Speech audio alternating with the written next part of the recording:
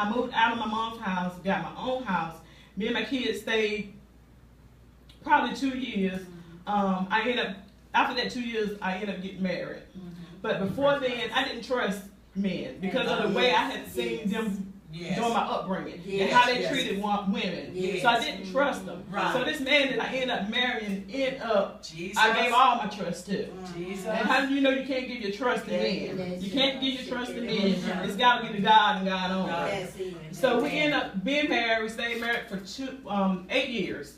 But during that 8 years, within this, because he treated my kids just like they were his own kids. And that's what made me love him even more. Because their father got killed at the age of 18. Being at the wrong place at the wrong time. So they didn't have a father figure. So he was their father figure. And during this 2 years in our marriage, we decided we were going to have another child. But lo and behold, I couldn't have any more children.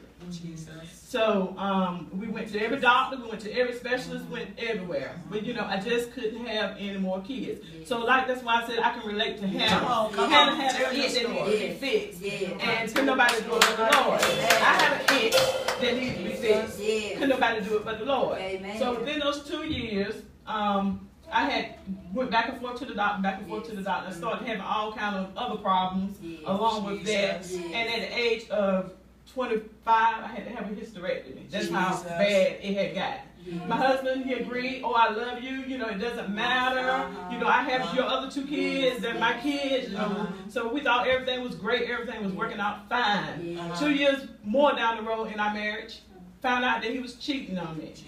In the midst of him cheating on me, the woman he was cheating with ended up getting pregnant. Something that I could not do. So that tore me apart. Tore me apart. I tell you, my mind was just gone. Because once again, ladies, it was something that I could not do as a woman. As a woman, I couldn't give to my husband. And some other woman had gave him what he truly wanted, and that was a child. So a couple of weeks after that, I mean, I tried.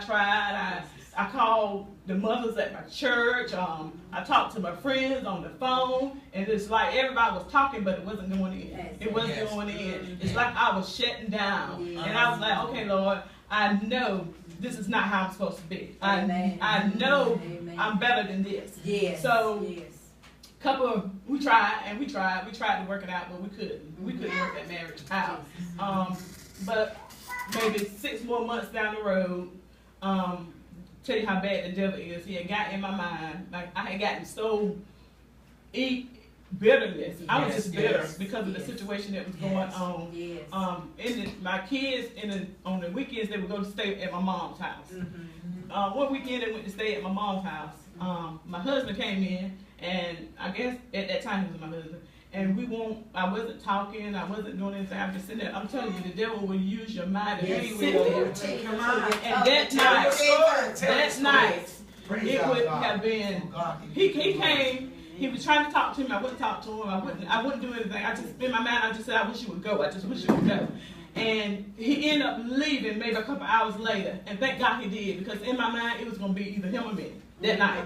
One of us was not going to wake up in the morning. And so, after he left, I got on my knees and I started praying and I started calling out God's name. And I started saying, Lord, I know you're real. You know, I know you are a healer. I know you are a deliverer. And I know you can set me free from whatever I'm going through.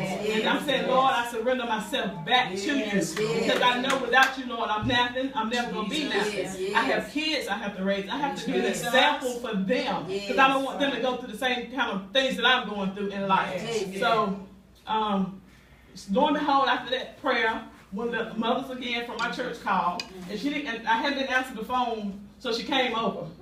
She came over and we talked, and I told her the situation and what was going on. And she was like, well, you know, by looking at you, you couldn't tell anything was going on. But like we said, we covered the outside, but the inside is totally messed up. It's totally messed up. So she came in, and I told her the situation, and I told her what was going on. She said, okay, we can ready to pray. And she said, because whatever it is that you need to let go of, we're going to pray it right now. We prayed again, and after that, I tell you, God has just been moving mightily in my life. I got back into church like I really needed to be, and I've been serving the Lord ever since. But in the midst of me praying and asking the Lord to renew my mind, and renew my heart, and renew my spirit.